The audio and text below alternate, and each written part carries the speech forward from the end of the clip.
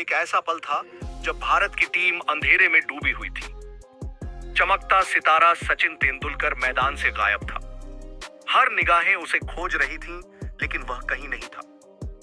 2001 का Coca Cola cup रणभूमि बन चुका था। हर मैच एक युद्ध था और हर गेंद एक परीक्षा। तभी मैदान में उतरा एक नौजवान जिसे सचिन की गैर मौजूदगी में सिर्फ बैकअप माना गया था। न किसी को उस पर भरोसा था, न ही कोई उम्मीद। लोग कहते थे सचिन की जगह कोई नहीं ले सकता, और शायद वो सही भी थे। लेकिन वो आया था खुद को साबित करने और क्रिकेट को बता देने कि बैकअप भी इतिहास लिख सकता है। लेकिन उस दिन उस खिलाड़ी ने तूफान मचा दिया। ऐसा तूफान जिसे आज भी क्रिकेट प्रेमी याद करते हैं।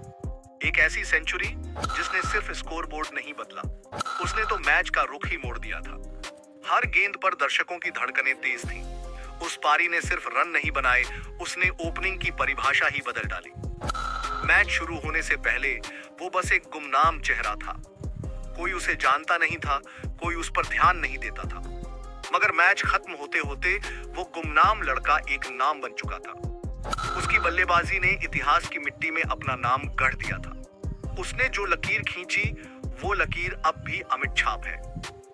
ना किसी ने तब वैसा किया और ना अब कोई कर सका। और उस गुमनामी से निकलकर जब वह लड़का चमका, जिसे आज दुनिया विध्वंसक बल्लेबाज के नाम से जानती है, जिसके शॉट्स में डर नहीं सिर्फ धमाका होता था। 2001 का वो कोका कोला कप श्रीलंका की जमीन पर खेला जा रहा था। एक त्रिकोणीय सीरीज जहां भारत, श्रीलंका और न्यूजीलैंड आमने सामने थे। उस वक्त भारतीय टीम एक संक्रमण काल से गुजर रही थी, क्योंकि सचिन तेंदुलकर चोट के कारण इस मैच से बाहर थे। उस दौर में सचिन सिर्फ खिलाड़ी नहीं, क्रिकेट के भगवान माने जाते थे। उनकी मौजूदगी ही टीम की सबसे बड़ी ताकत थी। उनकी गैर मौजूदगी में न सिर्फ टीम कमजोर पड़ती थी, बल्कि पूरा हिंदुस्तान जैसे उम्मीदें छोड़ देता था। हर क्रिकेट प्रेमी की आंखों में एक ही सवाल होता, अब क्या होगा?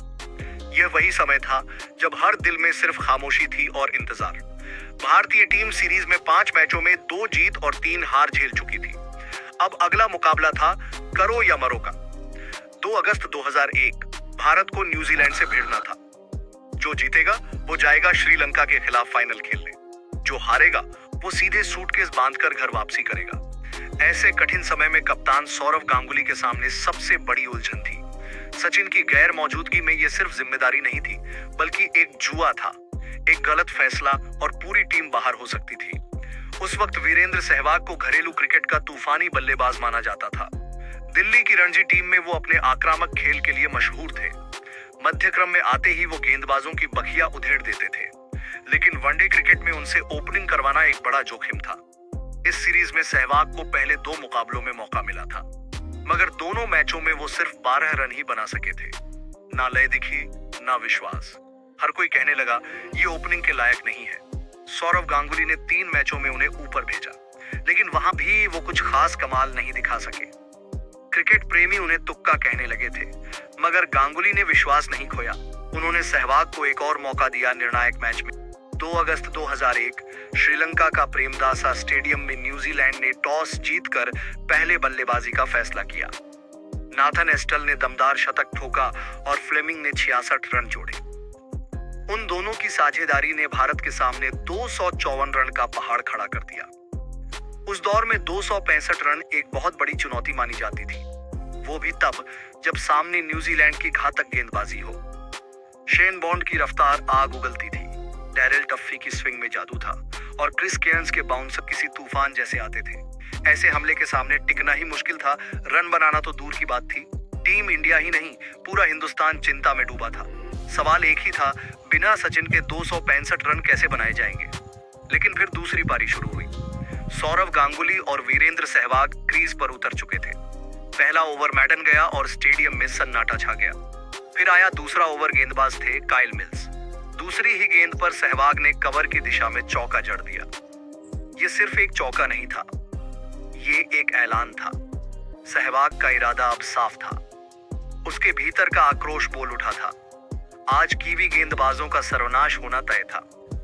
चौथे ओवर में डैरेल टफ्फी आए, एक तीखा बाउंसर फेंका।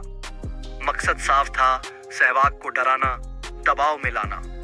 मगर सहवाग ने जवाब दिया, मिड विकेट की ओर शानदार फ्लिक से चौका लगाकर।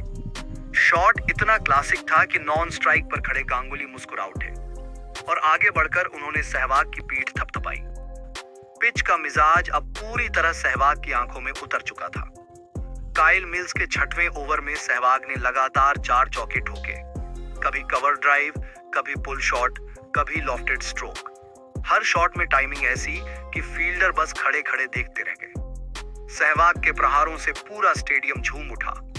उन 4 चौकों ने सिर्फ रन नहीं जोड़े बल्कि एक ऐलान कर दिया और पूरे विश्व को बताया कि क्रिकेट की धरती पर एक नया विध्वंसक उतर चुका है। 10 ओवर के बाद स्कोरबोर्ड चमक रहा था, बिना विकेट खोए 58 रन। जहां सौरव गांगुली 33 रन पर टिके थे, लेकिन शो स्टॉपर कोई और था। सहवाग महज 27 गेंदों में 44 रन ठोक चुके थे। इनमें से 40 रन तो सिर्फ बाउंड्रीज से आए थे।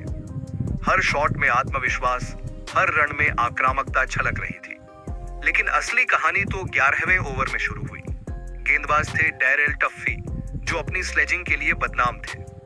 उन्होंने सहवाग से तंज कसते हुए कहा, आज तेरा तुक्का लग गया है, तू तो बस एक स्लॉगर है। सहवाग ने कुछ नहीं कहा, लेकिन उनकी आंखों में गुस्सा साफ झलक रहा था। उसी ओवर में सहवाग ने लगातार 4 गेंदों पर 4 चौके ठोक दिए। हर शॉट टफ्फी के घमंड पर एक तमाचा था। फिर आई आखिरी गेंद और सहवाग ने उसे भी लॉन्ग ऑर्नन पर छक्का जड़ दिया, मानो टफ्फी को टॉफी समझकर निगल गए हो। सहवाग ने इस एक ओवर में 4 चौके और 1 छक्का मिलाकर कुल 22 रन लूट लिए, जिसके बाद टफ्फी का चेहरा उतर चुका था।